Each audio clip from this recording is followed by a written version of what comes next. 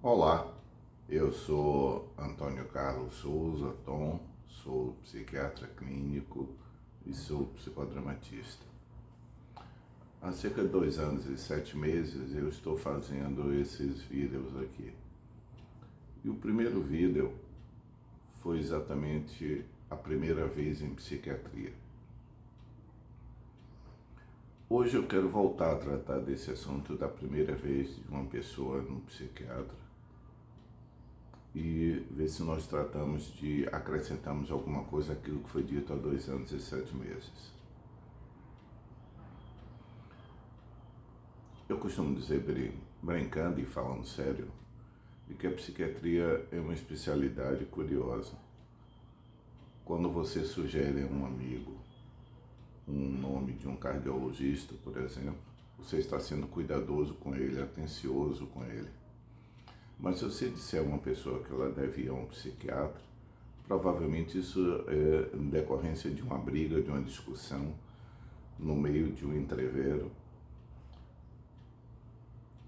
As pessoas não recebem com a mesma facilidade a indicação de um cardiologista e a indicação de um psiquiatra. Parece que sempre a ideia de ir ser um psiquiatra é a ideia de uma desqualificação, de uma desautorização de que a pessoa é doente, de que a pessoa é doida, de que a pessoa não tem juízo, seja lá o que for que se diga. Mas geralmente a sugestão de ir a um psiquiatra é encarada como eu ir a um psiquiatra. Psiquiatra é médico de doido.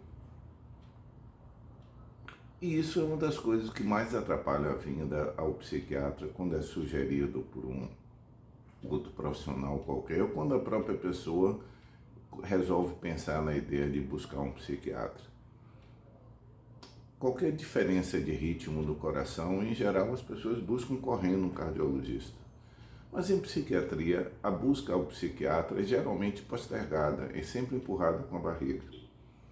É fácil a gente ver nas próprias marcações de consultas, em que as consultas são marcadas e desmarcadas até a pessoa cobrar ânimo para ir até o psiquiatra, quando é ela própria que busca. Então a vinda a um psiquiatra absolutamente não é a mesma coisa de ir a um oftalmologista, um cardiologista ou mesmo ao psicólogo. Absolutamente não é. A ida ao psiquiatra é sempre como uma reserva, no mínimo como uma reserva, no máximo com no meio com a relutância e no máximo com a pessoa não querendo estar aqui. Porque a primeira visão é essa. O psiquiatra é um profissional que cuida de doido e que dá remédio que dopa e que eu vou ficar dependente desse remédio pro resto da vida. Em geral, essa é a fantasia que circula em relação à ajuda psiquiátrica.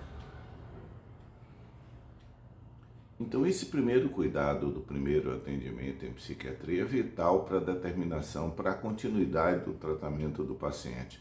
O primeiro atendimento em psiquiatria, onde quer que seja feito, ele pode determinar o curso da relação da pessoa com a própria especialidade e com o próprio problema que ele tenha. Por isso que é tão importante nós entendermos que vir a um psiquiatra, antes de se saber necessariamente qual a razão da pessoa de estar ali, né? O que está motivando a ida dela ali.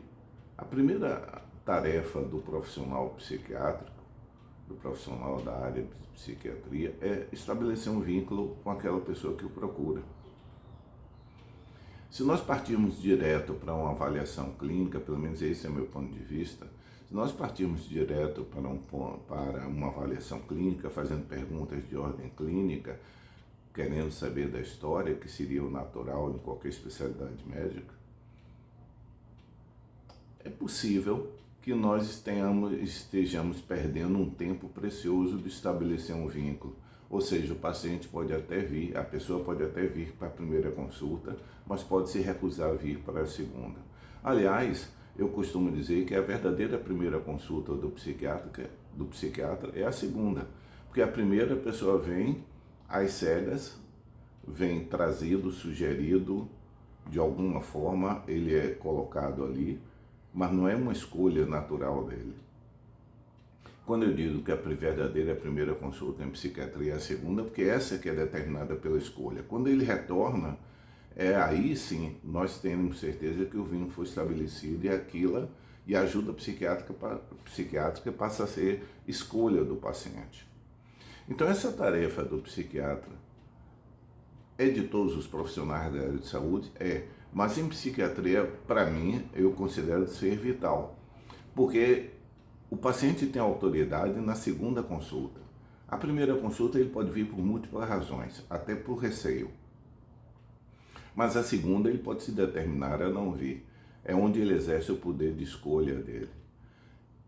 E quem pode fazer essa mudança entre o estereótipo da área psiquiátrica e a caricatura da psiquiatria? Não é à toa, psiquiatria é a única especialidade médica da qual se faz piada. Como é que nós podemos mudar essa visão inicial que as pessoas têm da vinda a um psiquiatra, seja a visão amedrontadora, assustadora, de ser doido, de ser médico de doido, de usar medicações dopantes, que ela vai ser internada, todas essas fantasias agressivas que se tem em relação à área psiquiátrica. Além disso, tem a própria reserva da pessoa de não se considerar necessitada daquela ajuda psiquiátrica. Como nós podemos ultrapassar? É fazer uma coisa que é vital para todo relacionamento humano, estabelecer vínculo. E aí entra a minha contrapartida psicodramática, né? O outro lado meu, as duas faces na mesma moeda que sou eu, de ser psiquiatra e ser psicodramatista, e valorizar tão especialmente o estabelecimento do vínculo. Porque o vínculo é algo que une duas pessoas. Uma das pessoas é o psiquiatra. A segunda das pessoas é a pessoa que vem no papel de paciente. Estabelecer essa relação entre os dois é o vínculo. E essa relação não pode ser autoritária, não pode ser uma relação estabelecida por decreto, vamos dizer assim. Só porque veio, ele necessariamente será meu paciente. Aliás, a pergunta que eu sempre faço ao final da primeira consulta, sempre eu faço essa pergunta, ao final, antes da pessoa sair, eu pergunto, você me aceita como seu psiquiatra? Muitas vezes o paciente dá risada, e claro, para mim, claro, nunca é resposta, eu quero uma afirmação, porque isso significa que nós estabelecemos um contato, um vínculo.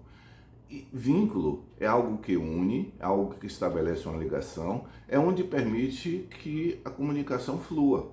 Sem vínculo, a comunicação não flui.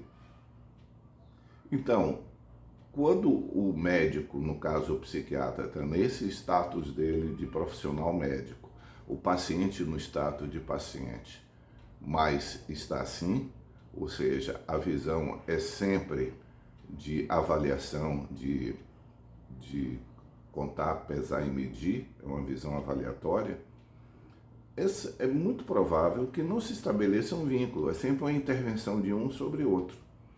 O que eu estou me referindo aqui é que para que a continuidade do tratamento psiquiátrico seja efetiva, é preciso que o paciente, em qualquer nível do estado dele, eu me refiro aqui desde pessoas que estejam numa reação de ajustamento porque teve uma perda qualquer na vida e está precisando de uma ajuda, a um paciente que esteja num quadro psicótico grave, todas essas pessoas, né, porque antes de serem pacientes são pessoas, todas essas pessoas, nós podemos estabelecer um vínculo com elas.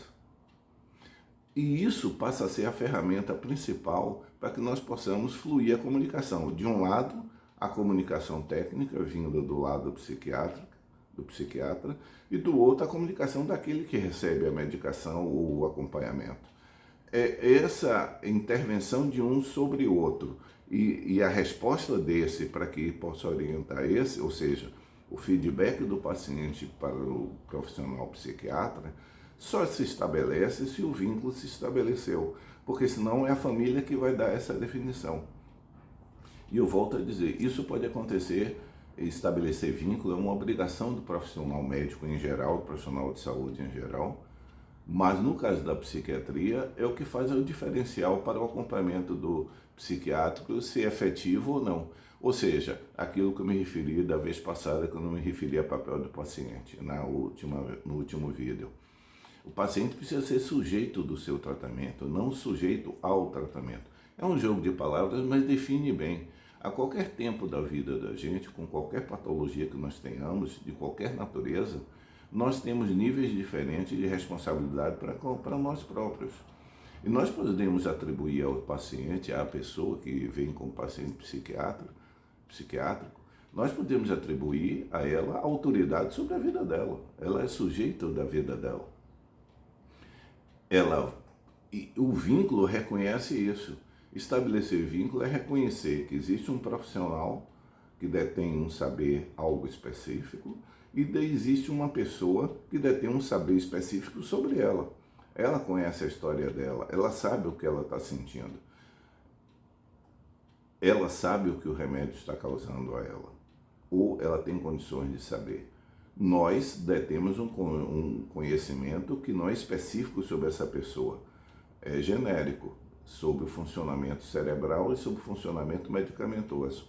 Só quando nós estabelecemos essa relação vincular, ou seja, nós trazemos o conhecimento genérico de como funciona o sistema nervoso central, as funções mentais e os remédios, e o paciente traz o que está acontecendo com ele. A combinação desses dois conhecimentos é que produz um tratamento efetivo.